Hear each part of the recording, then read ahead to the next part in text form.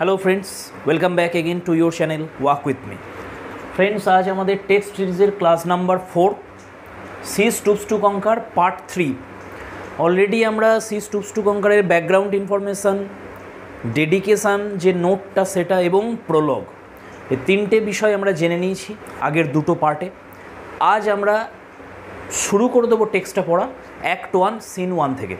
तो चलो शुरू कर देওয়া যাক। তোমরা টেক্সট বুক একটা নিয়ে নাও আর অবশ্যই খাতা পেন নিয়ে থাকবে। যে যে জায়গাগুলো বলবো সেগুলো নোট করবে সাথে সাথে, তবে তো হবে ভালোভাবে প্রস্তুতি, তাই না? তো চলো স্টার্ট করা যাক। ডিয়ার ফ্রেন্ডস, অ্যাক্ট 1 সিন 1 তোমরা যে কোনো বই রাখবে, আমার কাছে যেটা আছে এটাই নিতে হবে এমন কোনো ব্যাপার নেই। যে কোনো একটা বই যেখানে টেক্সটটা থাকবে সেখান থেকে তোমরা দেখতে শুরু করো। Line by line, word by word আমরা পড়বো এখানে। আর যে যে পয়েন্টগুলো বলবো সেগুলো নোট করবে, যা যা ইনফরমেশান আছে। অত্যন্ত গুরুত্বপূর্ণ একটা ড্রামা এটা, এখান থেকে বেশ কয়েকটা প্রশ্ন তোমরা পাবে। তো চলো শুরু করা যাক। সিন, প্রথম সিন কোথায় হচ্ছে তাহলে সেটা আমরা দেখে নিই। A chamber in an old fashioned house, একটা বেশ পুরনো দিনের একটা বাড়ি, তার কোনো একটা ঘরেতে একটা চেম্বারে প্রথম সিনটা আমাদের ঘটছে, ঠিক আছে? তো দেখো প্রথম সিনে এন্টার করছে কে? Enter Mrs Hardcastle and Mr Hardcastle. নাম দেখেই বুঝতে পারছো এনারা স্বামী স্ত্রী। তাহলে মিস্টার এবং মিসেস হার্টক্যাসল প্রবেশ করছে ফার্স্ট সিনেতে। তাদের দুজনের মধ্যে কথোপকথন হচ্ছে। তাদের যে বাড়িটা রয়েছে সেই বাড়ির কোনো একটা রুমের ভিতর হচ্ছে দুজনের মধ্যে কথোপকথন। এখানে মিস্টার হার্টক্যাসল আছে, কিন্তু আমরা যখন পড়বো টেক্সটটা সেখানে দেখবো বারবার হার্টক্যাসল বলে লেখা আছে, মিস্টার হার্টক্যাসলটা দেয়নি। আমরা মিস্টার হার্টক্যাসল বলতে পারি, কোনো সমস্যা নেই। মিসেস হার্টক্যাসল শুরু করছে প্রথম তার যে স্পিচ সেটা দিয়ে। কি বলছে দেখো, I vow Mr Hardcastle, you are very particular. প্রথমে শোনো ভালো করে, এই যে টেক্সটটা আছে, মিস্টার এবং মিসেস হার্টক্যাসল, তাদের যে ছেলে সে হচ্ছে টনি হার্টক্যাসল, তাদের মেয়ে হচ্ছে কেট হার্টক্যাসল। এরা প্রত্যেকেই যে সেটিংটা সেটা হচ্ছে কান্ট্রি সাইড, ইংল্যান্ডের দুটো যদি পার্ট করি আমরা, যে কোনো জায়গার যে কোনো দেশের দেখো দুটো অংশ করতে পারি, একটা শহর এলাকা, একটা গ্রাম্য এলাকা।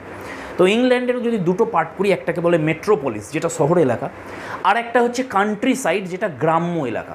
তো এই ঘটনাটা পুরো একটা গ্রামের দিকে ঘটছে। সেখানকার একটা এস্টেট রয়েছে, তার যে মালিক সে হচ্ছে মিস্টার হার্টক্যাসল। তো যেহেতু এটা গ্রাম্য এলাকায় ঘটছে, সেই জন্য এদের যে ল্যাঙ্গুয়েজ সেটা ঠিক স্ট্যান্ডার্ড ইংলিশ না। এই ইংলিশটাতে একটু তুমি দেখবে যে গ্রামের যে ছোঁয়া সেটা পাওয়া যাবে, অর্থাৎ একটা রাষ্ট্রিক ছাপ রয়েছে এই ইংলিশটার মধ্যে। সেই জন্য বিপুল মাত্রায় দেখবে যে এখানে কলোকুয়াল এক্সপ্রেশন প্রচুর মাত্রাতে রয়েছে। তারপরে তুমি দেখবে ইডিওমেটিক ফ্রেজ রয়েছে কিছু স্ট্রাকচার দেখবে যে সঠিক স্ট্যান্ডার্ড ইংলিশ গ্রামার অনুযায়ী না স্ট্রাকচারগুলো, সেগুলো আমি সব তোমাদের দেখাবো। তো এই টেক্সট পড়ে প্রত্যেকটা শব্দ ধরে এর মানে বুঝতে অসুবিধা এই জন্যই হয় আমাদের, কারণ এগুলো হচ্ছে অনেকটা অ্যাকসেন্ট, ইংলিশ অ্যাকসেন্ট। এটা একটা কোনো গ্রামের দিকের অ্যাকসেন্ট। যেমন ইংলিশের প্রচুর অ্যাকসেন্ট রয়েছে, আমাদের বাংলা ভাষায় যেরকম অনেক উপভাষা রয়েছে, তুমি যে যে অঞ্চলে যাবে সেখানকার দেখবে একটা স্পেশালিটি রয়েছে সেই ভাষাটা, কিছু তারা দেখবে আলাদা আলাদা শব্দ ব্যবহার করে একই বস্তুর জন্য। তেমনভাবেই ইংলিশেরও অনেকগুলো ভাগ রয়েছে, অনেকগুলো অ্যাকসেন্ট রয়েছে। তো লন্ডনের যে ইংলিশ সেটাকে ককনি বলি আমরা, এটা একটা অ্যাকসেন্ট। এরকম অনেক অ্যাকসেন্ট রয়েছে ইংলিশের। তো এরা যে ইংলিশটায় কথা বলছে এটা একদম রাষ্ট্রিক ইংলিশ, মানে গ্রামের দিকের একটা ইংলিশ, তার ছোঁয়াটা আমরা এখানে পাবো। তো চলো দেখা যাক কি বলছে। I vow Mr Hardcastle, you are very particular. এখানে পার্টিকুলার শব্দের অর্থ নেব আমরা স্ট্রেঞ্জ। দেখো বিশেষ ধরনের যেহেতু ইংলিশের এখানে একটা ছাপ রয়েছে, সেই জন্য শব্দও দেখবে বিশেষ আছে। তো এখানকার তাদের কথ্য ভাষাতে এইভাবেই বলে, কোনো কিছু স্ট্রেঞ্জ যখন বলা হয় তখন বলা হয় পার্টিকুলার, সিঙ্গুলার, এই শব্দগুলো বলা হয়। কিন্তু স্ট্যান্ডার্ড ইংলিশে এগুলোর মিনিং একটু আলাদা হয়।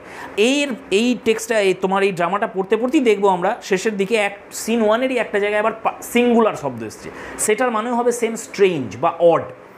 তাহলে মিসেস হার্টক্যাসল মিস্টার হার্টক্যাসলকে বলছে যে আই ভো, আমি এটা শপথ করে বলতে পারি যে তুমি, মানে Mr Hardcastle, you are very particular, তুমি একটা অদ্ভুত ধরনের মানুষ। Is there a creature in the whole country but ourselves that doesn't take a trip to town now and then to rub off the rust a little?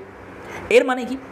প্রত্যেকটা শব্দ ধরে ধরে meaning করতে যাবে না, ওভারঅল একটা সেন্টেন্স পড়বে আগে, যদি ক্লিয়ার না হয় আর একটা সেন্টেন্স পড়বে, আগের সেন্টেন্সটা আর পিছনের সেন্টেন্সটা, এই দুটোকে এক জায়গায় করে মিনিংটা তৈরি করার চেষ্টা করবে, তাহলে খুব সুন্দর ক্লিয়ার হবে মিনিংটা।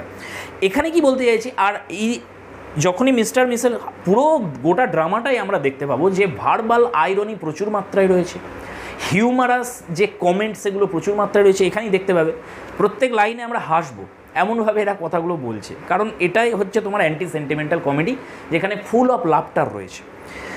তো বলছে গোটা দেশে আমাদের ছাড়া এরকম অন্য কোনো প্রাণী আছে কি, দেখো ক্রিয়েচার শব্দ ইউজ করেছে, আমরাও যখন মজা করে কথা বলি নিজেদের মধ্যে তখন আমরা এরকম বলি যে ওর মতো বিনয়ী প্রাণী আর গোটা জগতে নেই, প্রাণী ইউজ করি, যদিও মানুষের কথা হচ্ছে এখানে। তো সেটাই বলছে যে এরকম ক্রিয়েচার, এরকম প্রাণী আমাদের ছাড়া আর গোটা দেশে পাওয়া যাবে না, যে যারা মাঝে মধ্যে তাদের জং ছাড়ানোর জন্য টাউনে যায় না।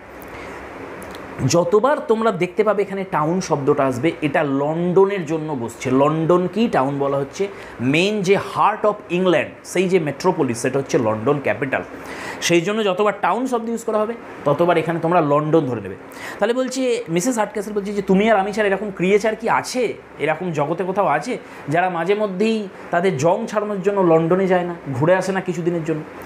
এবার বিষয় হচ্ছে এখানে জং ছাড়ানো ব্যাপারটা কি, যেটা বলেছে যে রাব অফ দ্য রাস্ট, এর অর্থ হচ্ছে এই যে রাস্টি সিটি, গ্রামে থাকতে থাকতে যে একটা গ্রাম্য মোড়ক পড়ে গেছে আমাদের ওপরে, আমাদের মস্তিষ্কে, সেই জিনিসটাকে ছাড়ানোর জন্য লন্ডনের অর্থাৎ শহুরে আদব কায়দা শেখার জন্য, তাদের যে ম্যানারিজম সেটাকে জানার জন্য, লেটেস্ট ফ্যাশন কি চলছে তার সঙ্গে সেটা জানার জন্য কারা মাঝে মধ্যে শহরে ভ্রমণ করে না, এটা এরকম প্রাণী গোটা জগতে নেই তুমি আর আমি ছাড়া। প্রথম শব্দ শুনেই আমরা বুঝতে পারছি মিস্টার হার্টক্যাসল যিনি, তো সরি মিসেস হার্টক্যাসল যিনি, তার ক্যারেক্টারিস্টিক্সগুলো কিন্তু এখান থেকে প্রকাশ পাচ্ছে। যিনি একটু শহুরে আদব কায়দা পছন্দ করেন, তার যে ফ্যাশন, সেখানকার যে স্টাইল, সেগুলোকে উনি জানতে চান, লেটেস্ট কি ট্রেন্ড চলছে সেখানে সেগুলো উনি জানতে চান, যদিও থাকেন এরা গ্রামের দিকে। তো ভালো করে দেখো, আর একটু পড়বো আমরা, তারপরেই তোমরা বুঝতে পারবে যে এনার সঙ্গে আর একটা ক্যারেক্টারে খুব মিল পাওয়া যায়, যেটা তোমাদের 9, 10 11, 12 দুটো সিলেবাসেই তোমরা পাবে। আর একটা ড্রামা, সেখানে কোন চরিত্রের সঙ্গে এনার মিল পাচ্ছ তোমরা নিজেরা বলবে, কমেন্ট করবে, আমি বলেও দেবো তোমাদের যদি। তো চলো আর একটু পড়ি আমরা, তাহলে বিষয়টা আরও ক্লিয়ার হয়ে যাবে। নেক্সট দেখো, there's the two Miss Hoggs and our neighbour Mrs Grigsby. এই যে দেখো দুজন রয়েছে, মিস হগস রয়েছে আমাদের যে প্রতিবেশী, আর মিসেস গ্রিগসবি রয়েছে। Go to take a month's polishing every winter. একবার তাদের দিকে তাকিয়ে দেখো, প্রত্যেক শীতে, প্রত্যেক উইন্টারে তারা লন্ডন যায়, 1 মাস করে কাটিয়ে আসে সেখানে গিয়ে, আর আমরা কি করছি, এই গ্রামে বসে পড়ছি। এবার খেয়াল করো, আমি তোমাদের বলছিলাম এই রাস্টি সিটির ছোঁয়া কিন্তু ল্যাঙ্গুয়েজের মধ্যে রয়েছে। নেম সিলেকশানগুলো খুব ভালো করে খেয়াল করো। মিস হগস, দেখো ভালো করে শব্দটা, হগ শব্দের সঙ্গে কার তুমি মিল পাচ্ছ? হগ বললেই না একটা, হগ সমান পিগ, পিগকেই হগ বলা হয়। তারপরের নামটা দেখো গ্রিগসবি। গ্রিগ কি জিনিস? গ্রিগস, গ্রিগস হচ্ছে লিটিল অ্যানিম্যাল, লিটিল অ্যানিম্যালকে বলা হয়। এবার একটু যদি খেয়াল করে দেখো ভালো করে, এই নামগুলোও কতটা হিউমারাস, এখানেও একটা গ্রাম্য ছোঁয়া রয়েছে। এবার তুমি বলবে দাদা এখানে পিগ বলা হচ্ছে, তারপরে লিটিল অ্যানিম্যাল বলা হচ্ছে, এগুলো কি মানে গ্রামের মানুষদের জন্য অপমানজনক নয়? এটা কান্ট্রি সাইডের যে পিপল, তাদের কি অপমান করছেন গোল্ডস্মিথ? না, একেবারেই না, এটা অপমানজনক নয়। এটা অ্যাকচুয়ালি বলতে চাইছে যে নামগুলো এমনভাবে সিলেক্ট করেছে দেখো, একে তো এটা হাস্যকর, সেকেন্ড হচ্ছে এটা গ্রামের মানুষের যে সিম্পলিসিটি, তাদের যে নেচারের সঙ্গে একাত্মতা, প্রকৃতির সঙ্গে তারা একসাথে থাকে, কত প্রাণী সেখানে চারপাশে রয়েছে, তাদের সঙ্গে তারা একসাথে থাকে, এই সেন্সটা তোমরা নেওয়ার চেষ্টা করো। এখানে নেগেটিভ সেন্স ধরতে যাবে না যে পিগ বলে দিয়েছে, না। প্রথম হচ্ছে এটা একটা তোমার প্রপার নাম, আমি জাস্ট মিল রয়েছে বলে তোমাদের এগুলো দৃষ্টি আকর্ষণ করছি বিষয়টাতে। এরপরেও যে নামগুলো আসবে সেগুলোও তোমরা দেখতে পাবে যে কতটা হিউমারাস সেই নামগুলো, হাস্যকর কতটা। তাহলে প্রথম আমরা পেলাম মিস হগস, সেকেন্ড পেলাম মিসেস গ্রিক্সবি। নোট করো ভালো করে খাতাতে, প্রশ্ন চলেই আসতে পারে যে দুজন নেবারের নাম বলো। মিসেস হার্টক্যাসল যে দুজন নেবারের নাম উল্লেখ করেছেন, যারা প্রত্যেক উইন্টারে, কোন সময়ে, প্রত্যেক উইন্টারে গিয়ে কতদিন কাটিয়ে আসে লন্ডনে, 1 মাস করে কাটিয়ে আসে।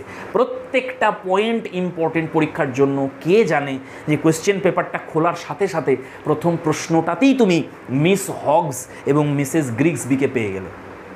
তাহলে নোট করো ভালো করে যে দুজন আমরা পেলাম নেবার, মিস হগস আর মিসেস গ্রিক্সবি। নেক্সট চলো, এখানে পলিশিং শব্দের আগেরটাই দেখো, এর আগেই তারা বলেছিল যে রাব অব দ্য রাস্ট, জং ছাড়ানো, আর এখানে বলেছে পলিশিং, ওই একই বিষয়, জং ছাড়ানো, পলিশ করা। আর কী পলিশ করছে, তাদের যে তোমার ইন্টেলিজেন্স বা তাদের যে নলেজ, তাদের যে ম্যানারিজম, তাদের যে fashion, sense of fashion and style, এগুলোকে পলিশ করার জন্য তারা লন্ডন যায় প্রত্যেক উইন্টারের সময়।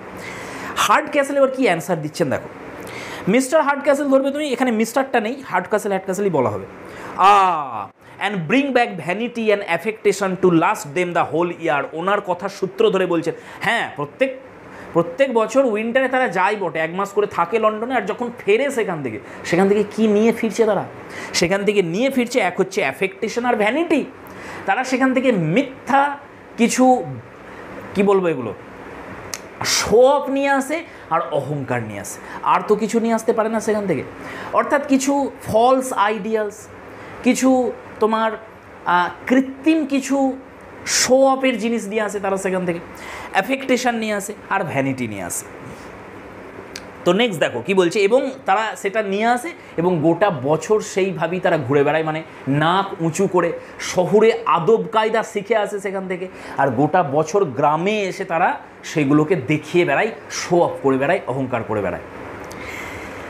I wonder why London cannot keep its own fools at home. Note করো লাইনটা, লাইন তুলে প্রশ্ন আসবে যে এই যে সেন্টেন্সটা, এই স্টেটমেন্টটা কার, কে বলেছেন এই কথা।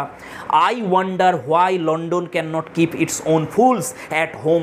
আমি তো এটা ভেবে পাই না যে লন্ডন কেন তার যে মূর্খগুলো, সেই মূর্খগুলোকে তার নিজের মধ্যে রাখতে পারে না, গ্রামের দিকে কেন ছেড়ে দেয়, এটাই আমি বুঝি না। এখানে ফুলস বলতে কাদের বোঝানো হচ্ছে, ফুলস বলতে ফপস, অর্থাৎ যে ফুল বাবু, আমি তোমাদের বলেছিলাম না যে তোমাদের যখন কি পড়াচ্ছিলাম, আমি তোমাদের বললাম যে এরই যখন শুরুতে দেখবে আমি বলছিলাম তোমাদের ম্যানার কমেডি, সেখানে বলছিলাম যে ফ্রান্স থেকে যখন ফিরলেন চার্লস দ্য সেকেন্ড, তার যে কালচারগুলো, অ্যারিস্টোক্রেটিক পিউপিলের যে তোমার আর্টিফিশিয়াল লাইফ তারা যে লিড করে, সেই আর্টিফিশিয়ালিটি নিয়ে এলেন সেখানে, সেই যে অ্যারিস্টোক্রেটিক পিউপিলদের জীবনযাত্রা দেখানো হচ্ছিল, সেইগুলোকেই বলছে, সেই যে অ্যারিস্টোক্রেটিক পিউপিল, তাদের ফপস বলা হয়, তাদের কথাই এখানে বলা হচ্ছে যে লন্ডনের মধ্যে যে অ্যারিস্টোক্রেটিক পিউপিল রয়েছে, যে ইয়াং জেনারেশন রয়েছে, তারা যে একটু সেজে গুজে ফুলবাবু সেজে ঘুরে বেড়ায়, একটা কৃত্রিমতার ছোঁয়া রয়েছে তাদের আদব কায়দাতে, এইগুলো এদের ঘরেই বলা হচ্ছে ফুলস।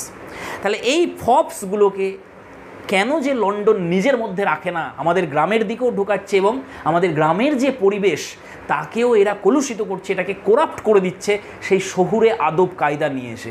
মিস্টার হার্টক্যাসলের ক্যারেক্টারিস্টিক ধরতে পারছো তোমরা। এইবার দেখো খুব ভালোভাবে তোমরা দুটো ক্যারেক্টারের সঙ্গে এদের মিল করাও, সেটা হচ্ছে আর্মস অ্যান্ড দ্য ম্যান। এবার তোমরা বলো আর্মস অ্যান্ড দ্য ম্যানের কোন দুটো চরিত্রের সঙ্গে এদের মিল রয়েছে, একেবারে দেখো একই রকমের। সেটা হচ্ছে যে রাইনার যে বাবা ছিল তার নাম কি, মেজর পেটকপ, আর ওনার মা মিসেস পেটকপ। তাহলে মিসেস পেটকপ আর হচ্ছে মেজর পেটকপ, এই দুজনের ক্যারেক্টারিস্টিক্স দেখো তোমরা, তাহলে দেখবে একদম সেম একদম। ওনারাও কী করছিলেন, মিসেস পেটকপ যিনি ছিলেন তিনিও শহুরে আদব কায়দা পছন্দ করতেন, আর যিনি মেজর পেটকপ ছিলেন তিনি একদম এসব পছন্দ করতেন না, তিনি আর্ট পৌড়ে লোক ছিলেন, একদম গ্রাম্য। ঠিক একই ক্যারেক্টারিস্টিক্স এই মিস্টার হার্টক্যাসল আর মিসেস হার্টক্যাসলের মধ্যেও আমরা পাচ্ছি। আর এদের একটি মেয়েও রয়েছে, কেট হার্টক্যাসল, সেও হচ্ছে অনেকটা রাইনার মতো, তবে তফাৎ রয়েছে দুজনের ক্যারেক্টারিস্টিক্সে, সেটা আমরা পড়তে দেখব, কিন্তু কিছু মিলও রয়েছে। আচ্ছা চলো আমরা এগিয়ে যাই। মিস্টার হার্টক্যাসল বলছেন যে in my time the follies of the town crept slowly among us. In my times মানে আমি যখন ইয়াং ছিলাম, আমার সেই তরুণ অবস্থাতেই কিন্তু এই যে শহুরে আদব কায়দাগুলো, এই মূর্খামিগুলো, উনি এগুলোকে দেখো ব্যঙ্গ করছেন বারবার। শহুরে যে হালচাল, তাদের যে আদব কায়দা, সেগুলোকে ইনি ব্যঙ্গ করছেন। ইনি কি বলছেন, সেই যে ফলিসগুলো, ফলিস এখানে কি মানে মূর্খামিগুলো তাদের অলরেডি আমাদের গ্রামের দিকে স্লোলি ধীরে ধীরে প্রবেশ করতে শুরু করেছিল আমি যখন ইয়াং ছিলাম সেই সময়। কিন্তু এখন কি পরিস্থিতি, but now they travel faster than a stage coach. কিন্তু এখন সেই শহুরে যে আদব কায়দা, তাদের যে মূর্খামিগুলো, সেই ফলিসগুলো স্টেজ কোচের থেকেও বেশি বেগ নিয়ে গ্রামের দিকে প্রবেশ করছে। স্টেজ কোচ কী জিনিস? স্টেজ কোচ হচ্ছে একটা ঘোড়ার গাড়ি। যেমন আমাদের এখানে আমরা দেখি বাস সার্ভিস যেটা হয়, একটা জায়গা থেকে আরেকটা জায়গায় বাস যাচ্ছে, দুটো ডেস্টিনেশনের মধ্যে, একটা জায়গা থেকে তার একটা ডেস্টিনেশনে যাচ্ছে, তাদের মধ্যে অনেকগুলো স্টপেজ রয়েছে, সেখানে থামে, প্যাসেঞ্জার ওঠে। এইভাবেই সেই সময়কারও তোমার এই যে ঘোড়ার গাড়ির যে সার্ভিস ছিল সেটাও এরকম ছিল, দুটো জায়গায় যাতায়াত করতো, মাঝে কিছু স্টপেজ থাকতো, সেই প্যাসেঞ্জার নিয়ে যেত তারা। এবং এইটা মনে রাখবে, এখানে একটু পরেই আসবে, আমি বলতে হবে, আমাকে আগেই বলে দিই যে স্টেজ কোচ যেটা, এর পাশে এর মানে গাড়িটার একদম ধারে কি করা হতো, আর একটা কোচ লাগানো থাকতো যেখানে মালপত্র রাখা হতো, সেখানে চাকা থাকতো একটা।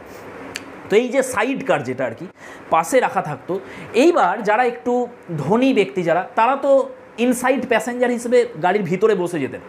কিন্তু একটু যারা দরিদ্র হতো, পুয়ার যারা হতো, যারা অত টাকা দিতে পারবেন, একটু কম টাকা দেবে, অনেক সময় তাদেরও তুলে নেওয়া হতো স্টপেজ থেকে, আর ওই যেটা পাশে যে কোচটা থাকতো না, সাইড কোচ যেটা, ওইখানে চাপিয়ে নেওয়া হতো তাদের মালপত্রের সাথে। তো এইটা হচ্ছে তোমার স্টেজ কোচ। কেন বললাম এই সাইড কারের ব্যাপারটা, কারণ এর পরের লাইনেই বলবে, দেখো ইটস ফপেরিজ, এখানে ফপেরিজ মানে তোমরা ধরে নাও মূর্খামি বা এর কৃত্রিম আদব কায়দাগুলো, শহরের লন্ডনের কথা বলছে, come down not only as inside passengers but in the very basket. এইখানে এই যে বাস্কেট শব্দটা ইউজ করেছে, এইটাই হচ্ছে ওই সাইড কোচের কথা বলছে। বলছে বর্তমানে তো আমাদের সময় তো ধীরে ধীরে প্রবেশ করছিল শহুরে আদব কায়দাগুলো গ্রামেতে, আর এখন শহুরে আদব কায়দা তো স্টেজ কোচের স্পিড নিয়ে ঢুকছে ভিতরে, এবং শুধু ইনসাইড প্যাসেঞ্জার হিসেবে নয়, মানে যারা ভেতরে বসে রয়েছে, তুমি ভেবে নাও যে শহুরে আদব কায়দাগুলো ভিতরে বসে রয়েছে স্টেজ কোচের, এরকম নয়, সাইড কোচে পর্যন্ত তারা আসছে। মানে কতটা তীব্র বেগে এবং বিপুল মাত্রায় একটা লার্জ কোয়ান্টিটি তারা প্রবেশ করছে গ্রামের ভিতর। আচ্ছা, নিয়ে আসছে কারা? গ্রামের মানুষই। অলরেডি আমরা দেখেছি যে মিসেস গ্রিগসবির কথা হয়েছে, মিস হগসের কথা হয়েছে, যারা লন্ডনে যায় প্রত্যেক বছর, সেখানে 1 মাস করে থাকে, তাদের আদব কায়দাগুলো শেখে, সেইগুলো নিয়ে তারা যখন গ্রামে আসে, গ্রামে এসে তারা অহংকার দেখিয়ে ঘুরে বেড়ায়, ভ্যানিটি দেখায়, অ্যাফেক্টেশন দেখায়, মিথ্যা ভান করে। তো আশা করছি এবারে পুরো তোমাদের এই দুটো প্যাসেজের মিনিং ক্লিয়ার হয়ে গেছে। মিসেস হার্টক্যাসেল, মিস্টার হার্টক্যাসেল দুজনারই লন্ডন সম্পর্কে, লন্ডনের যে লেটেস্ট ফ্যাশন সম্পর্কে, তাদের যে জীবনযাত্রা, সেখানকার অ্যারিস্টোক্রেটিক পিপলদের চিন্তাধারা, এই সম্পর্কে তাদের কি মতবাদ আমরা দেখেছি সম্পূর্ণ তারা পোলস অ্যাপার্ট। মিসেস হার্টক্যাসেল একদিকে, মিস্টার হার্টক্যাসেল আরেকদিকে। চলো নেক্সট আমরা এগিয়ে যাই। মিস্টার হার্টক্যাসেলের কি পছন্দ, তিনি কোন কোন জিনিসগুলো পছন্দ করেন, সেগুলো এর পরে দেখবো আমরা। চলো পড়তে থাকি।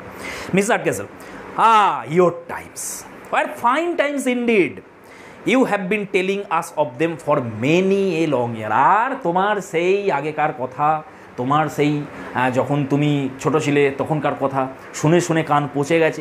হ্যাঁ ঠিক আছে, মানছি যে তোমার সময় ভালো ছিল, কিন্তু কতবার আর বলবে এই একই গল্প? এই গল্প তো কত বছর ধরে আমরা শুনে আসছি। Here we live in an old rumbling mansion, আমরা একটা এই পুরনো ধরে একটা অগোছালো বাড়িতে বাস করি। ওল্ড হচ্ছে পুরনো, রামলিং শব্দের অর্থ হচ্ছে অগোছালো, যেটা অর্ডারলি নয়। ম্যানশন হচ্ছে অট্টালিকা একটা বড়। That looks for all the world like an in, আমাদের কাছে তো এটা একটা বাড়ি যেখানে আমরা বাস করছি, কিন্তু গোটা জগতের কাছে এটা কি? এটা একটা সরাইখানা হয়ে গেছে, এতটাই পুরনো ধরে এটা, এবং এতটাই অগোছালো এই বাড়িটা। তারপরে দেখো কি বলছে, but that we never see company. But that মানে এখানে এক্সেপ্ট দ্যাট, একমাত্র সরাইখানার সঙ্গে আমাদের বাড়ি, ইনের সঙ্গে আমাদের বাড়ির একটাই তফাৎ রয়েছে, সেটা হচ্ছে সরাইখানাতে প্রচুর লোক সমাগম হয়, প্রচুর মানুষ আসে, খাওয়া দাওয়া করে সেখানে, আর আমাদের বাড়িতে কোনো লোকজন আসে, আমরা একাই থাকি এখানে, আমাদের তেমন কোনো ভিজিটার নেই এখানে। এইটাই বলতে চাইছে, একটা অ্যালোননেসের একটা ছবি আমরা দেখতে পাচ্ছি। গ্রামের দিকের যে শান্তি সেটা তখনও বজায় ছিল, অত যে জনসংখ্যা, লন্ডন যেটা হার্ট অফ ইংল্যান্ড, যে একটা ইন্ডাস্ট্রিয়াল এরিয়া ধরো, তার যে লোক সমাগম, গমগমে ভাব, সেটা কিন্তু গ্রামের দিকে তখনও আসেনি। তার একটা চিত্র আমরা এখানে পাচ্ছি। আচ্ছা, ইন হচ্ছে কি? ইন হলো তোমার রেস্টুরেন্ট কাম হোটেল, তুমি ধরে নিতে পারো এটাকে। এর ভিতরেই আবার কি থাকে? মদের ঠেক থাকে, মানে ওয়াইনও এখানে পাওয়া যায়। তো আমরা একটু পরেই দেখবো আর একটা ইনের কথা আসবে, সেটাকে এল হাউস বলা হবে, অর্থাৎ মদের ঠেক বলা হবে সেটাকে। তো এবার আসি আমরা, তারপরে দেখো কি বলছি। Our best visitors are old Mrs Oddfish and the curate's wife and little Cripplegate, the lame dancing master. আবার দেখো নামগুলো খুব ভালো করে খেয়াল করো। তাহলে মিসেস হার্টক্যাসল বলছে যে একটা সরাইখানার সঙ্গে আমাদের বাড়ির তফাৎ এটাই, দেখতে একই, শুধু সরাইখানায় অনেক লোক আসে, আমাদের বাড়িতে তেমন কেউ আসে না। একমাত্র আমাদের ভিজিটার হিসেবে কে আসে? ওই বৃদ্ধা, ওই তোমার মিসেস অডফিস আসে, যে হচ্ছে কিউরেটের স্ত্রী, আর একজন আসে ওই ক্রিপলগেট, যে হচ্ছে তোমার ডান্স মাস্টার। আচ্ছা, কিউরেট কি? কিউরেট হচ্ছে একজন প্রিস্টের যিনি অ্যাসিস্ট্যান্ট, তাকে বলা হয় কিউরেট। সেই কিউরেটের স্ত্রী হচ্ছেন বৃদ্ধা মিসেস অডফিস। নামটাই কতটা অড দেখো, অডফিস, অড ফিস, দেখো লক্ষ্য করো, ফিস, এ দেখো পিগ, লিটল অ্যানিম্যাল, খেয়াল করছে ভালো করে? গ্রামের ছাপ কিন্তু স্পষ্ট প্রত্যেকটা নামে। তারপরের নামটা আরও কত হাস্যকর দেখো, ক্রিপল গেট। কি ধরনের একটা প্যারাডক্স রয়েছে দেখো এর মধ্যে, ক্রিপল গেট।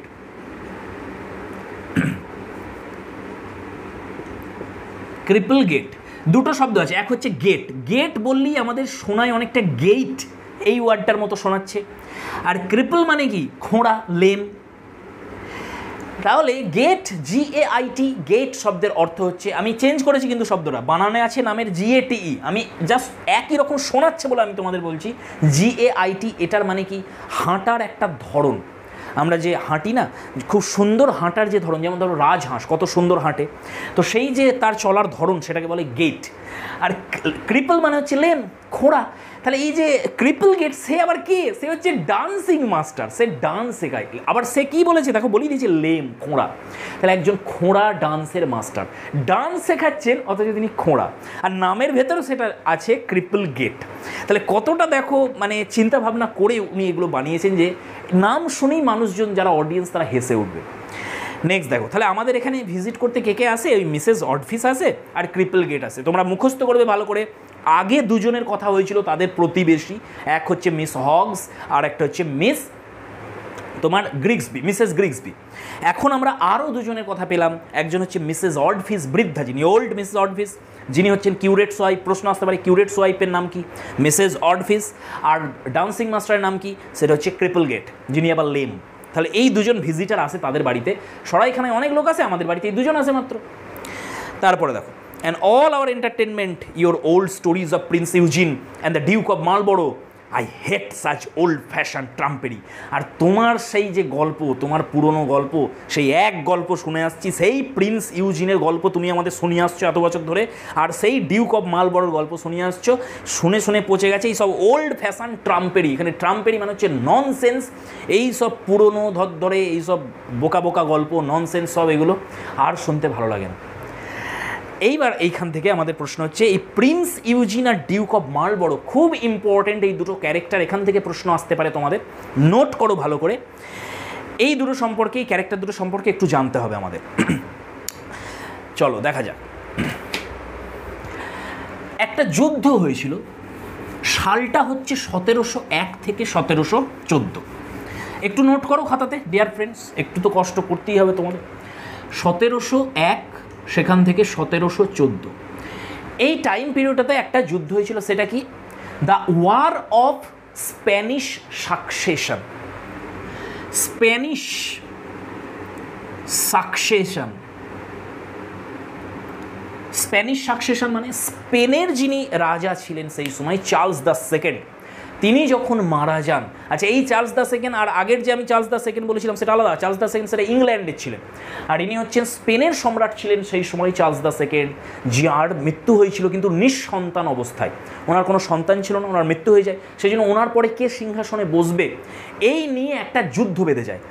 তো একদিকে আসে ফ্রান্স, মেন যে দুটো পার্টি ছিল সেটা হচ্ছে ফ্রান্স একদিকে আসে, আর একদিকে থাকে অস্ট্রিয়া। মেন এই দুটো কান্ট্রির মধ্যেই যুদ্ধটা বেঁধেছিল। এবারে যখনই দুটো দেশ আছে এর সাথে সাথে আরও অন্যান্য দেশরা জুড়ে যায়, দেখি আমরা জোট তৈরি হয়। তাহলে এই ফ্রান্সের সঙ্গে দেখো স্পেন এলো, কারণ স্পেনেরই যে সিংহাসন সেটা নিয়েই চলছিল লড়াইটা। তো আচ্ছা, কেন হয়েছে, কি কারণ, চার্লস দ্য সেকেন্ড মারা যাওয়ার সময় কাকে উত্তরসূরি করে দিয়ে গিয়েছিলেন, এই সব ডিটেলসে যাওয়ার কোনো প্রয়োজন নেই, এগুলো আসবে না জীবনে তোমাদের। জাস্ট নামগুলো সম্পর্কে একটু তথ্য চলে আসতে পারে, সেই জন্য যতটা দরকার আমি সব বলে দেবো, কোনো চিন্তা নেই তোমার। তাহলে ফ্রান্স আর স্পেন একদিকে, আর এদিকে হচ্ছে অস্ট্রিয়া আছে। অস্ট্রিয়াকে হেল্প করতে আসছে কি, ইটালি। আমরা বলছি বটে ইটালি, কিন্তু রোমান এম্পায়ার বলা হতো সেই সময়, মেন হচ্ছে রোম। তাহলে রোমান এম্পায়ার আমরা দেখতে পাচ্ছি, রোমান এম্পায়ার, অস্ট্রিয়া, এর সাথে ইংল্যান্ড জুড়ে যাচ্ছে, এসে ইংল্যান্ড চলে এলো এর সাথে, ঠিক আছে। আরও অন্যান্য দেশ ছিল, আর লিখছি না আমি, প্রয়োজন নেই। এবার দেখো এই যে তোমার রোমান এম্পায়ার, যেটা এই রোমান এম্পায়ারে সেই সময় রাজত্ব করছিলেন, যিনি কিং ছিলেন রোমান এম্পায়ারে, তার নাম হচ্ছে লিওপোল্ড দ্য ফার্স্ট। ইনি সেই সময় রাজত্ব করছিলেন। এবার এই ইটালিরই একটা অংশ, অনেকগুলো ডিউকডামে ভাগ ছিল ইটালি সেই সময়, তার একটা ডিউকডামের নাম হচ্ছে Savoy, the Duke of Savoy, একটা জায়গার নাম ভেবে নাও, ঠিক আছে, ডিউক অফ স্যাভয়, ইটালির একটা জায়গা। তো এই যে স্যাভয়ের যে প্রিন্স ছিলেন, যিনি খুব বড় যোদ্ধা ছিলেন একজন, তার নাম হচ্ছে প্রিন্স ইউজিন। পেয়েছো নামটা এবার তোমরা? তো এই যে প্রিন্স ইউজিন, ইনি হচ্ছেন স্যাভয়ের তোমার প্রিন্স ছিলেন বা শাসক ছিলেন বা বড় যোদ্ধা। ইনি লিওপোল্ড দ্য ফার্স্টের হয়ে যুদ্ধ করতে গিয়েছিলেন। এই যে যুদ্ধটা ছিল, যেটার নাম হচ্ছে the war of Spanish succession. তোমরা আর্মস অ্যান্ড দ্য ম্যান পড়েছো, সেখানে ব্যাটেল অফ স্লিপ নিৎজা পেয়েছো। এখানে পাচ্ছি আমরা ওয়ার অফ স্প্যানিশ সাকসেশন। সেখানে লিওপোল্ড দ্য ফার্স্ট, যিনি রোমান এম্পায়ার ছিলেন, তার হয়ে লড়ছিলেন কে, বিখ্যাত একজন যোদ্ধা যার নাম হচ্ছে প্রিন্স ইউজিন। আর সেই সময় ইংল্যান্ডের যিনি রাজত্ব করছিলেন তিনি হচ্ছেন উইনস্টন চার্চিল। Winston Churchill. আচ্ছা, এই উইনস্টন চার্চিল কিন্তু এই পরবর্তীকালে, মানে আমি বলতে চাইছি যে তোমার 20th সেঞ্চুরির যে তোমার কি বলে প্রাইম মিনিস্টার ইংল্যান্ডের, সেই চার্চিল না, অনেক পুরনো হয়নি, দেখতেই পাচ্ছ এটা 18th সেঞ্চুরির কথা হচ্ছে। সেই সময়কার যিনি ছিলেন উইনস্টন চার্চিল, তার যে সন্তান ছিল, তার যে ছেলে, সে হচ্ছে, তার নাম হচ্ছে জন চার্চিল। জন চার্চিল। আর ইনিও খুব বড় মাপের একজন যোদ্ধা ছিলেন। এরা হেল্প করতে এসেছিলেন কাকে, এই প্রিন্স ইউজিনকে, বা এই যে অস্ট্রিয়ান যে তোমার, আচ্ছা এই যে প্রিন্স ইউজিন যাকে আমি বলছি স্যাভয়, এদের যে বংশটা আছে সেটা অস্ট্রিয়ান, ঠিক আছে, এইটা মাথায় রাখবে। বেশ, এখান থেকে আর কিছু জানার দরকার নেই। এই জন চার্চিল যে, এর উপাধি হচ্ছে ডিউক অফ মার্লবরো, যেটা আমরা এখানে পাচ্ছি যে নামটা। তাহলে এই যে ডিউক অফ মার্লবরো বলা হচ্ছে, এটা আসলে কার উপাধি, জন চার্চিলের উপাধি, যে হচ্ছে উইনস্টন চার্চিলের সন্তান। উইনস্টন চার্চিল একজন বিখ্যাত যোদ্ধা ছিলেন ইংল্যান্ডের সেই সময়কার। তা ইনিও একজন মিলিটারি আর কি বলবো প্রধান বলা যায়। তো সেই যেমন ব্লাসজি ছিল একজন মিলিটারি প্রধান, তেমনই এইখানে এই ডিউক অফ মার্লবরো, এরা হেল্প করছে কাকে গিয়ে, প্রিন্স ইউজিনকে হেল্প করছে গিয়ে, এবং তারা আক্রমণ করছে ফ্রান্সের ওপরে। তো এই হচ্ছে কাহিনী, কাদের কাহিনী, প্রিন্স ইউজিন এবং ডিউক অফ মার্লবরো। তোমাকে প্রশ্ন করবে প্রিন্স ইউজিন কোথাকার রাজা ছিলেন, অপশান ভালো করে খেয়াল করবে। যদি শুধুমাত্র ইটালি দেখতে পাও অ্যান্সার হবে, রোমান এম্পায়ার দেখতে পাও অ্যান্সার হবে, স্যাভয় দেখতে পাও সেটা অ্যান্সার হবে, যেটা থাকবে অপশানে সেটা অ্যান্সার হবে। ডিউক অফ মার্লবরো অবশ্যই ইংল্যান্ডের। আশা করছি ক্লিয়ার হয়ে গেছে। যুদ্ধটা মেনলি হচ্ছিল কাদের মধ্যে, ফ্রান্স ভার্সেস অস্ট্রিয়া। ক্লিয়ার একদম? চলো তাহলে মিসেস যে আমাদের হার্ট ক্যাসেল রয়েছেন, ইনি কীভাবে ব্যঙ্গ করছেন ওনাকে, যে তোমার সেই পুরনো ধরে একই গল্প, যেগুলো ননসেন্স, কোনো মানে হয় না যেসব গল্পে, সেই তোমার প্রিন্স ইউজিনের কাহিনী, প্রিন্স ইউজিন এই করেছিল তাই করেছিল যুদ্ধে, সেই তোমার ডিউক অফ মার্লবরোর গল্প, কিভাবে তারা সাহসিকতার পরিচয় দিয়ে তারা যুদ্ধ করেছিল। কত বছর ধরে এই এক পচা কাহিনী শুনে আসছি আমরা, কান পচে গেছে শুনে শুনে। এবার দেখো কি হচ্ছে, হার্ট ক্যাসেল তখন কি উত্তর দিচ্ছেন, অ্যান্ড আই লাভ ইট। তোমার এটা ঘৃণা লাগে না, তোমার ননসেন্স বলে মনে হয় না? আমার ভালো লাগে, আমার ভালো লাগে, আমি বলবো I love everything that's old. যা কিছু পুরাতন, যা কিছু পুরনো হয়ে গেছে, এনসেন্ট হয়ে গেছে, তার সব কিছু আমার ভালো লাগে। কী কী ভালো লাগে, লিস্টটা লেখো তোমরা, খাতায় নোট করো লিস্টটা। ওল্ড ফ্রেন্ডস, পুরনো বন্ধুদের আমি ভালোবাসি। ওল্ড টাইমস, পুরনো সময় আমি ভালোবাসি। ওল্ড ম্যানার্স, পুরনো দিনের যে আদব কায়দা ছিল সেগুলোকে আমি ভালোবাসি। ওল্ড বুকস, পুরনো বই আমি ভালোবাসি।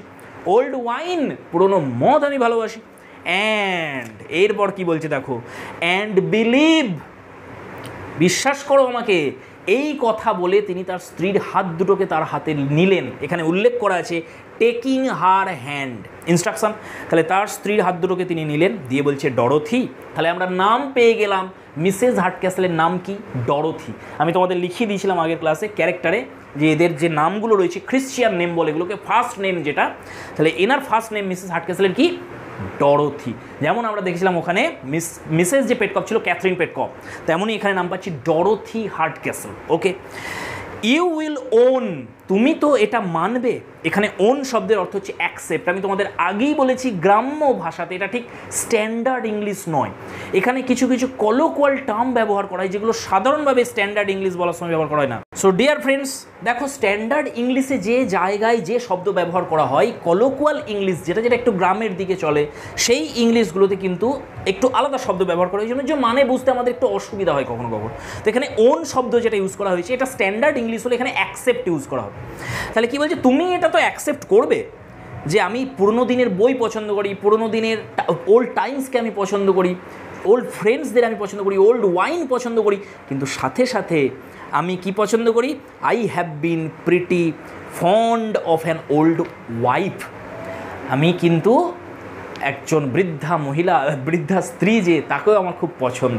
অর্থাৎ ডরোথিকে তিনি বৃদ্ধা বলছেন, ওল্ড বলছেন, আর এই বিষয়টাই একেবারে পছন্দ না মিসেস হার্টক্যাসলের। এই যে ওনার যে বয়স, সেটাকে উনি কখনো বেশি বলতে চান, উনি অনেকটা কমিয়ে বলেন ওনার বয়সকে, উনি এখনও ইয়াং থাকতে চান।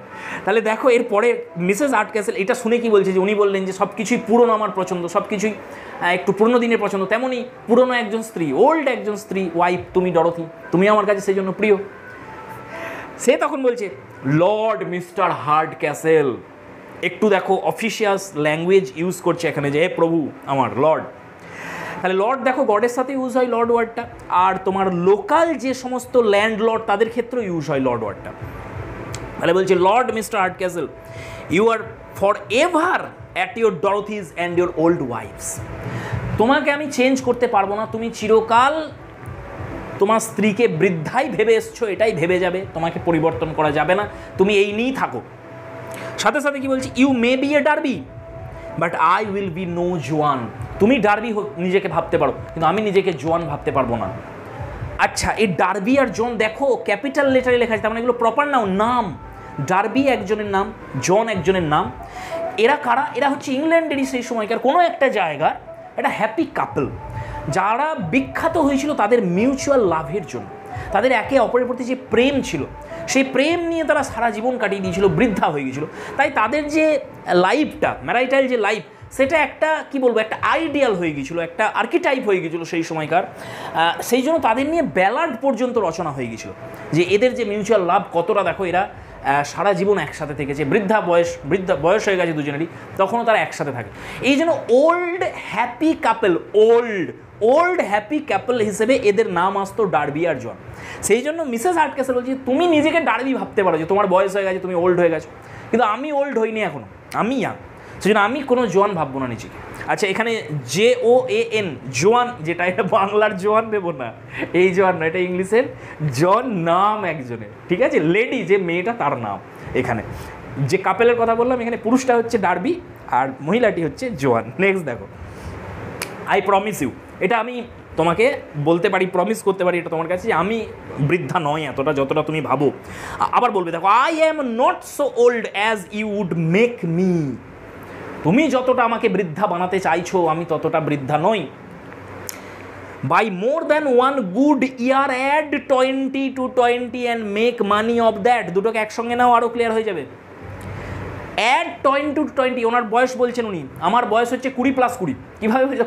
অ্যাড 20 অ্যান্ড 20, অ্যাড 20 to 20, 20তে 20 অ্যাড করো 40, এর থেকে 1 বছরও বেশি হবে না, ঠিক আছে?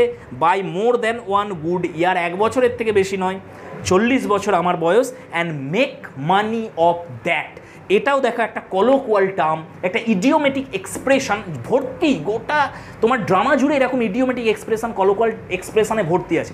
মেক মানি অফ ডেথ, তার মানে হচ্ছে এটা নিয়ে তুমি সন্তুষ্ট হলে কি না হলে আমার কিছু যায় আসে না, এটাই আমার বয়স 40। ডিয়ার ফ্রেন্ডস, বাইরে একটু ডিস্টারবেন্স আছে, আওয়াজ আছে, একটা অনুষ্ঠান চলছে এখানে, তো এটা একটু তোমরা কম্প্রোমাইজ করে নাও। নেক্সট দেখো, হার্ড ক্যাসেল তখন বলছে লেট মি সি, আচ্ছা চলো দেখা যাক, 40 বলছো তোমার বয়স, 20 added to 20 makes just 50 and 7, আচ্ছা আচ্ছা আচ্ছা 20 আর 20, তাই তো, তাহলে 20 আর 20 হচ্ছে 57। দেখো হাস্যকর একটা রিডিকুলাস একটা কমেন্ট এখানে, অর্থাৎ অরিজিনাল যে বয়স মিসেস হার্ড ক্যাসেলের, সেটা ইনি বলছেন যে তোমার বয়স হচ্ছে আসলে 57, 57, তাহলে 20 + 20, যদি 20-র সঙ্গে 20 যোগ করি তাহলে 57 হয়। আচ্ছা, তারপরে দেখো, তাহলে এটা মনে রাখবে যে মিস্টার হার্ড ক্যাসেল কত বছর বয়স বলেছিলেন, মিসেস হার্ড ক্যাসেলের 57 বছর, আর মিসেস হার্ড ক্যাসেল তার বয়স কত বলছেন, 40। এগিয়ে যাই আমরা। Mrs Hardcastle, it's false, এটা ঠিক না, এটা একেবারেই ঠিক না। Mr Hardcastle, I was but 20 when I was brought to bed of Tony, আমি যখন টনিকে জন্ম দিয়েছিলাম, দেখো আবার colloquial expression, I was brought to the bed of Tony, অর্থাৎ আমার বেডে যখন টনিকে আনা হয়েছিল, উল্টো টনির বেডে যখন আমাকে আনা হয়েছিল, অর্থাৎ সোজা কথায় বলতে গেলে যখন আমি টনির জন্ম দিয়েছিলাম সেই সময় আমার বয়স কত ছিল, আই ওয়াজ বাট 20, কেবলমাত্র 20 আমার বয়স ছিল তখন। That I had by Mr Lumpkin my first husband, note করো, মিসেস হার্ড ক্যাসেলের আগে একবার বিয়ে হয়েছিল, তার যে হাজব্যান্ড ছিল, প্রথম যে হাজব্যান্ড, তার নাম হচ্ছে মিস্টার লাম্পকিন। তো বলছে মিস্টার লাম্পকিন আমার যিনি ফার্স্ট হাজব্যান্ড ছিলেন, তার সন্তান হচ্ছে এই টনি লাম্পকিন। তাহলে আমরা এখানে বুঝতে পারছি যে এই যে টনি, এই যে ছেলেটা, এ মিস্টার হার্ড ক্যাসেলের ছেলে না, এ হচ্ছে টনি মিস্টার লাম্পকিন বলে এনার আগের যে হাজব্যান্ড ছিলেন, সেই ফার্স্ট হাজব্যান্ডের সন্তান হচ্ছে এই টনি লাম্পকিন। সেই জন্য একে হার্ড ক্যাসেল না বলে লাম্পকিন বলা হচ্ছে, টনি লাম্পকিন, অর্থাৎ যেটা সার নেম সেটা ওনার যে ফাদার তার কাছ থেকে আসে সার নেমটা। তারপরে কি বলছে দেখো, and he is not come of years, he has not come to years of discretion yet. আচ্ছা, ইয়ার্স অফ ডিসক্রিশন এর অর্থ কী? যেমন আমরা বলি যে অ্যাডাল্ট হওয়া, তা সে অ্যাডাল্ট হয়ে গেছে কারণ তার 18 বছর বয়স হয়ে গেছে, তেমনই সেই সময়ে যে একটা টার্ম ছিল সেটা হচ্ছে ইয়ার্স অফ ডিসক্রিশন, অর্থাৎ অ্যাডাল্ট হয়ে যাওয়া। এটা 21 বছর মনে রাখবে এই টাইমটা, ইয়ার্স অফ ডিসক্রিশন। যখনই 21 বছর বয়স হয়ে যায় তার, সে তখন রেসপন্সিবল হয় তার যে নিজের যে অ্যাকশানগুলো সেগুলোর জন্য, অর্থাৎ সে যদি তখন কিছু ভুল করে সে অ্যারেস্ট হবে, দায়ী সেই থাকবে, তার পেরেন্টস নয়। 21 বছরের আগে পর্যন্ত তার যে অ্যাকশানগুলো সেগুলোর দায়িত্ব থাকবে তার পেরেন্টসদের, কিন্তু এবার যখনই 21 বছর বয়স হয়ে যাবে তার যে অ্যাকশানগুলোর জন্য সে নিজে রেসপন্সিবল থাকবে।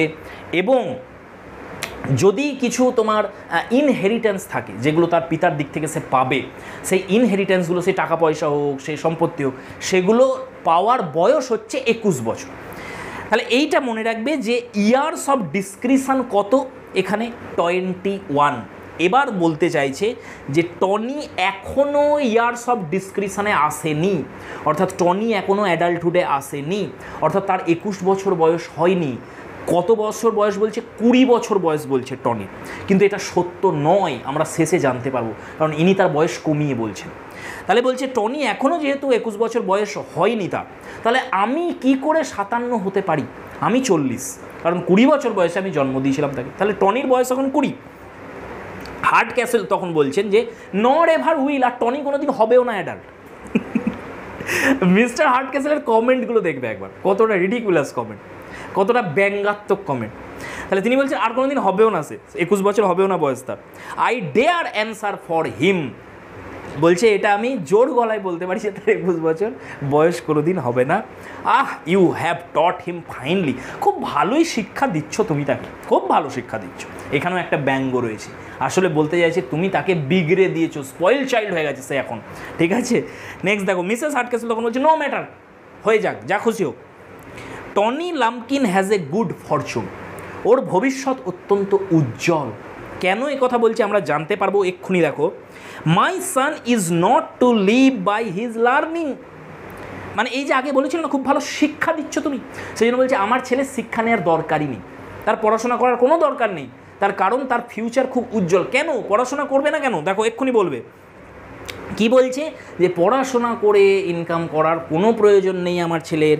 কারণ হচ্ছে দেখো এখানে বলেছে, I don't think A boy wants much learning to spend 1500 এ ইয়ার। একটা ছেলে যার ভাগ্যে আর কিছুদিন পরেই 1500 পাউন্ড করে প্রত্যেক বছর ঢুকতে চলেছে, সে পড়াশোনা করতে যাবে কেন? তার কি প্রয়োজন পড়াশোনা করে জব করা?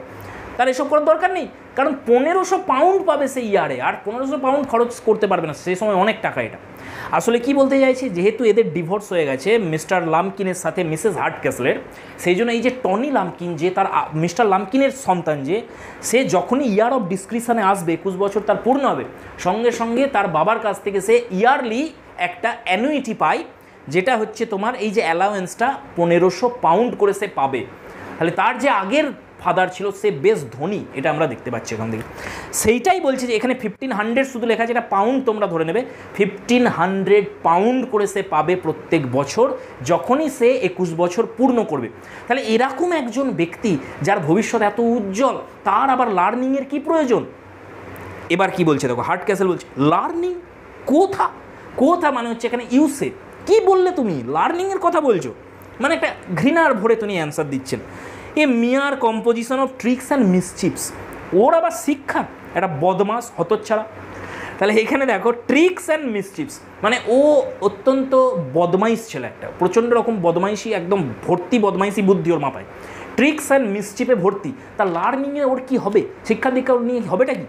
ও তো একটা হতচ্ছাড়া, একটা বদমাস। তো তাহলে মিস্টার হার্ডক্যাসলের যে দৃষ্টিভঙ্গি টনির প্রতি, সেটাও কিন্তু এখানে প্রকাশ পাচ্ছে। তোমরা ভাবতে পারো এরকম, যেহেতু ইনি সৎ বাবা ওরা, সেই জন্যই কি উনি এতটা খারাপ চোখে দেখেন টনিকে, নাকি সত্যিই টনির মধ্যে কিছু মিসচিপস রয়েছে, সেটা আমাদের ধীরে ধীরে ক্লিয়ার হবে একটু পরে। এবার দেখো কি হচ্ছে এখানে, মিসেস হার্ডক্যাসল তখন বলছে, humour my dear, nothing but humour. বদমাইশি নয়, শব্দটা হবে মজা। ছোট ছেলে একটু মজা করবে না? মজা করেও, ওগুলোকে বদমাইশি বলা উচিত না। এই যে মিসচিপ শব্দটা তুমি ইউজ করলে এখানে, এটা উচিত না করা, হিউমার বল। তাহলে মা সবসময় দোষ ঢাকছে টনির, আর টনির যে কীর্তি সেগুলো একটু পরেই সামনে আসবে আমাদের। Come Mr Hardcastle, you must allow the boy a little humour. ছাড়ো ছাড়ো, এগুলো ছাড়ো, বাচ্চা ছেলে একটু মজা করতে দাও না, কী আছে, এসো আমার সাথে এসো। হার্ডক্যাসল তখন বলছে, I would sooner allow him a horse pond. হ্যাঁ অবশ্যই অ্যালাউ করবে, তবে মজা করে না, ওকে আমি ঠেলে ফেলে দেবো একটা হর্স পন্ডে, এইভাবে যদি বদমাইশি করতে থাকে। হর্স পন্ড কি? হর্স পন্ড হচ্ছে ছোটো একটা ডোবার মতো, নোংরা ডার্টি জল, যেখানে সেখানে ঘোড়াদের স্নান করানো হয় বলে জল প্রচণ্ড রকম দূষিত থাকে, মানে ডার্টি নোংরা হয়ে থাকে, সেইটাকে বলে হর্স পন্ড, যেখানে ঘোড়াদের স্নান করানো হয়। তো বলছে ওই হর্স পন্ডে ফেলে দেবো একদিন আমি, এত বদমাইশি শুরু করেছে। তারপরে দেখো কি বলছে, ই বার্নিং দ্য ফুটম্যান শুজ। নোট করো, এবার নোট করতে থাকো যে টনি কি কি মিসচিপস অলরেডি করেছে, কোন কোন ধরনের বদমাইশি বাড়িতে থেকে টনি করে, তার একটা লিস্ট এখানে আমাদের দিচ্ছেন মিস্টার হার্ডক্যাসল, যে কেন উনি মিসচিভাস চাইল্ড বলেছে টনিকে। তাহলে ফার্স্ট দেখো, বার্নিং ফুটম্যান শুজ। ফুটম্যান দুটো ক্ষেত্রে ইউজ করা হয়, এক হচ্ছে সৈনিকদের যারা পায়ে হেঁটে যুদ্ধ করে তাদেরও ফুটম্যান বলে, আর সেকেন্ড হচ্ছে যারা তোমার বাড়ির যে চাকর বাকর পুরুষ যেগুলো আর কি চাকর, তাদের ঘরেও ফুটম্যান বলে। এখানে আমরা নেব তাদের বাড়ির যে চাকর যারা রয়েছে তাদের জুতো পুড়িয়ে দেয় টনি। ফ্রাইটেনিং দ্য মেডস, বাড়ির যে কাজের মেয়েগুলো রয়েছে তাদের ভয় দেখিয়ে বেড়ায়ও। ওয়ারিং দ্য কিটেন্স, বাড়িতে যে বেড়াল বাচ্চাগুলো আছে সেগুলোকে দিনরাত বিব্রত করে। আর কি করে? Be humour he has it. এইগুলোকে তোমার মজা বলে মনে হয়? যদি তোমার এইগুলোকে মজা বলে মনে হয় তাহলে মজায়, তাহলে টনি মজাই করে, বদমাইশি নয়। আমার তো এগুলোকে বদমাইশি বলে মনে হয়। আর কি আছে তারপরে বলছে দেখো, it was but yesterday he fastened my wig to the back of my chair and when I went to make a bow I popped my bald head in Mrs Frizzle's face. বদমাইশির চরম সীমায়ও সেদিন পৌঁছেছিল। এই তো গতকালের কথা হচ্ছে, মিসেস ফ্রিজেলস এসেছিলেন আমার বাড়িতে আমার সাথে দেখা করার জন্য। আমি বসেছিলাম চেয়ারে, বসেছিলাম, আমার যে পরচুলাটা ছিল, উইকটা ছিল, সেটা টনি কি করেছিল, পিছন থেকে চেয়ারের সঙ্গে বেঁধে দিয়েছে। এতটা বদমাইশ। আর যখনই আমি উঠে তাকে অভিবাদন করতে গেছি তখনই কি হয়েছে, সেই পরচুলাটা খুলে বেরিয়ে গেছে মাথা থেকে। তাহলে এটাকে যদি তোমার মজা বলে মনে হয় তুমি মনে করতে পারো, কিন্তু আমি এটাকে বদমাইশই বলি। তাহলে টনির যে মিসচিপগুলো আছে তার একটা লিস্ট আমরা এখানে দেখতে পাচ্ছি, তোমরা এখানে নোট করবে। 1 নম্বর বলেছে কি, বাড়ির যে চাকর তাদের জুতো পুড়িয়ে দেয়। সেকেন্ড কি বলেছে, বাড়ির যে কাজের মেয়েগুলো রয়েছে তাদের ঘরেও ভয় দেখায়। 3 নম্বর বলেছে বাড়িতে যে বেড়াল ছানাগুলো রয়েছে সেই বেড়াল ছানাগুলোকে সারাদিনও বিরক্ত করে, বিব্রত করে। 4 নম্বর বলেছে মিস্টার হার্ড ক্যাসেলের যে পরচুলাটা রয়েছে সেটাকে চেয়ারের সঙ্গে ও বেঁধে দিয়েছে, সেই জন্য মিসেস ফ্রিজেলের সামনে অপমানিত হতে হয়েছে। যখন সে ঝুঁকে তাকে অভিবাদন জানাতে গিয়েছিলেন মিস্টার হার্ড ক্যাসেল, তার চুলটা খুলে যায়, তার টাক মাথা বেরিয়ে যায় মিসেস ফ্রিজেলের সামনে। তাহলে এইখান থেকে নোট করবে এই নামটা মিসেস ফ্রিজেল, যার সামনে মিস্টার হার্ড ক্যাসেলের টাক মাথা বেরিয়ে গিয়েছিল, কারণ টনি তার উইকটাকে বেঁধে দিয়েছিল। এবার মনে করো আগের ক্লাসটা যারা করনি, আগের ভিডিওটা দেখোনি, অবশ্যই দেখে আসবে, কারণ এবার একটা নাম বলবো আমি তোমাদের, আমি দেখতে চাই কার কার মনে আছে নামটা। সেটা হচ্ছে, নামটা হচ্ছে মিস্টার ক্লেয়ার, জন ক্লেয়ার। এই নামটা তোমাদের মনে আছে? এটা আমি আগের ক্লাসে তোমাদের বলেছিলাম যে এই মুহূর্তে এনার সম্পর্কে আমি কিছু বলছি না, যখন আমরা পড়বো ফার্স্ট অ্যাক্টের ফার্স্ট সিনেতেই এই নামটা একবার আসবে, এই নামটা আমি তোমাদের বলবো, তখন চিন্তা হবে। ইনি কে বলো তো? আগের ক্লাসে তোমাদের আমি বলেছিলাম ইনি হচ্ছেন আমাদের যিনি লেখক গোল্ডস্মিথ, এই অলিভার গোল্ডস্মিথের যিনি প্যাট্রন ছিলেন। আমি বলেছিলাম সেই সময়কার অথরদের একজন করে প্যাট্রন থাকতো, মানে ধনী ব্যক্তি যারা এদের সাহায্য করতো টাকা দিয়ে, এদের যে নাটকগুলো সেগুলো পাবলিশ করতে হেল্প করতো, সাপোর্টার আর কি বলতে পারি আমরা। তো এই যে প্যাট্রন বা পৃষ্ঠপোষক, তার একটি মেয়ে ছিল ছোট, সেই মেয়েটি খুব বদমাইশ ছিল এই টনির মতো। এই গোল্ডস্মিথ যখন একবার মিস্টার ক্লেয়ারের বাড়িতে যান, বসেন চেয়ারে গিয়ে, ওই মেয়েটি মানে ক্লেয়ারের যে মেয়ে ছিল সে কি করেছিল, গোল্ডস্মিথের পরচুলাটা বেঁধে দিয়েছিলেন চেয়ারের সাথে। এবার গোল্ডস্মিথ যখন উঠতে যান সম্মান জানানোর জন্য মিস্টার ক্লেয়ারকে, তখন সেই পরচুলাটা খুলে যায়। এর ফলে গোল্ডস্মিথ প্রচণ্ড রকমের ক্রোধিত হয়েছিলেন এবং তিনি শাসিয়ে এসেছিলেন সেই মেয়েটাকে সেখানে গিয়ে, যে এর প্রতিশোধ আমি একদিন নেবই। এবারে ছোট মেয়ে, তাকে তো মারতে পারে না, সেই জন্য উনি ওনার এই লেখার মাধ্যমে প্রতিশোধ নিয়েছেন। কিভাবে? টনি যে ক্যারেক্টারটা, সেই ক্যারেক্টারের মধ্যে ওর গুণ, ও যে কাজটা করেছিল সেইটাকে করে দিয়েছে, আর মিস্টার হার্ড ক্যাসেলের দ্বারা তাকে বকাঝকা করছে, তাকে বদমাইশ, বকে যাওয়া ছেলে বলছে, তাকে বলছে হর্স পন্ডে ফেলে দেওয়া উচিত। তাহলে বুঝতে পারছো কীভাবে তিনি প্রতিশোধটা নিয়েছেন। এরপরে আমরা এগিয়ে যাব। আশা করছি তোমরা নোট করছো, প্রত্যেকটা পয়েন্ট অবশ্যই নোট করবে খাতা পেন নিয়ে। মিসেস হার্ড ক্যাসেল তখন এটা শুনে কি বলছে দেখো, and am I to blame, আর এর জন্য দায়ী কি আমি? ও যে স্কুলে যায় না, ওকে যে স্কুলে পাঠানো হয় না, শিক্ষা দীক্ষা নেয় না, আর ওর মধ্যে যে এত বদমাইশি বুদ্ধি রয়েছে, এগুলোর জন্য কি আমি দায়ী? The poor boy was always too sickly to do any good. তুমি কি দেখতে পাও না ও কতটা অসুস্থ, ও কতটা সিকলি? ও ভালো কাজ করবে কি করে কারোর জন্য? ও তো সবসময় অসুস্থ থাকে। দেখো এখানে মায়ের চোখে মিসেস হার্ড ক্যাসেল ওকে মানে আদর দিয়ে বাঁদর করে ফেলেছে, সেই জন্য তার চোখে টনি সবসময় অসুস্থ একটা ছেলে। ও কোনো নেগেটিভ সাইড টনির দেখতেই পায় না মিসেস হার্ড ক্যাসেল, সেই জন্য বলছি যে ও সবসময় অসুস্থ থাকে। A school would be his death, আমি যদি ওকে স্কুলে পাঠাতে যাই, এখন ওর শরীরের যা হাল, ও তো মৃত্যু ঘটে যাবে স্কুলে গেলে। When he comes to be a little stronger, ওকে আগে একটু সুস্থ হতে দাও, একটু সবল হতে দাও, স্ট্রং হতে দাও। Who knows what a year or টুজ Latin may do for him, তারপরে একবার দেখে নেবে 1 বছর বা 2 বছরের একটা ল্যাটিনের কোর্স করিয়ে দেওয়া হবে টনিকে, তারপর টনিকে একবার কে দেখে কত ভালো ভালো কাজ সে করতে পারবে। মিস্টার হার্ড ক্যাসেল কী বলছে দেখো, ল্যাটিন ফর হিম, ও আর Latin, a cat and fiddle, nonsense. আবার দেখো একটা কলোকুয়াল টার্ম এখানে এসছে, ক্যাট অ্যান্ড ফিডেল, একটা ইডিওমেটিক এক্সপ্রেশন। আগে আমরা করেছিলাম মেক মানি অফ দ্যাট, এখন আমরা পেলাম এই ক্যাট অ্যান্ড ফিডেল। এগুলো একটু নোট করবে তোমরা, ক্যাট অ্যান্ড ফিডেল মানে ননসেন্স। বলছে ল্যাটিন আর টনি, কোনো মানে হয় এটা? No no, the ale house and the stable are the only schools he will ever go to. টনির জন্য কোনো স্কুল নয়, কোনো ল্যাটিন স্কুল নয়, ও শুধুমাত্র 2টো স্কুলেতেই যাবে। এক হচ্ছে এল হাউস মানে ওই মদের ঠেক, আর 2 হচ্ছে স্টেবল, ঘোড়ার আস্তাবল। টনি ঘোড়ায় চাপতে ভালোবাসে। টনি দিন রাত, আমরা একটু পরেই দেখবো যে ওদের বাড়ির কাছাকাছি একটা এল হাউস আছে, একটা মদের ঠেক আছে, একটা ইন আছে, সেই মদের ঠেকে গিয়ে দিন রাত পড়ে থাকে টনি। সেই জন্যই মিস্টার হার্ড ক্যাসেল ব্যঙ্গাত্মকভাবে বলছে যে স্কুল নয়, ল্যাটিন নয়, ওর স্কুল হচ্ছে 2টো, এক হচ্ছে স্টেবল আর এক হচ্ছে ale house. Next, Mrs Hardcastle তখন কি বলছেন দেখো, well we must not snap the poor boy now. এইভাবে আমাদের বাচ্চাটাকে অপমান করা উচিত নয়। স্নাপ করা মানে রিপ্রিম্যান্ড করা, বকাঝকা করা, অপমান করা। বলছে যে ছোট ছেলে, ও তো ছোট ছেলে একটা, ওকে এইভাবে অপমান করা কি উচিত হচ্ছে আমাদের? এইভাবে ওকে বকাঝকা করা উচিত না আমাদের। For I believe we shunt have him long among আস। আমার বিশ্বাস যে ও এতটা অসুস্থ, কে জানে ও আর কদিন আমাদের মধ্যে আছে। ভেবে দেখো একবার কোন লেভেলে চলে গেছেন এনার যে সন্তান স্নেহ, সেটা এনাকে কোন লেভেলে নিয়ে গেছে এনার চিন্তাভাবনা। বলছে ও কি আর বেশি দিন আমাদের মধ্যে আছে? ওর শরীরের যা হাল, একটু পরেই আমরা দেখতে পাবো টনির কোনো সমস্যা নেই শরীরে, টনি সুস্থ সবল হাট্টাকাট্টা একজন ব্যক্তি। কিন্তু মিসেস হার্ডক্যাসেল দেখো তার দোষগুলোকে ঢাকার জন্য এইসব কথাগুলো বলছেন। তারপরে দেখো কি বলছেন, anybody that looks in his face may see his consumptive. একবার যে কোনো ব্যক্তি যদি টনির মুখের দিকে একবার তাকিয়ে দেখে ভালো করে, সে পরিষ্কার বুঝবে যে ও যক্ষা রোগী, যক্ষা রোগে ভুগছে টনি। মিস্টার হার্ডক্যাসেলের অ্যান্সারগুলো একবার দেখো, এনার কমেন্টগুলো দেখো কতটা হাস্যকর। ইনি কি বলছেন,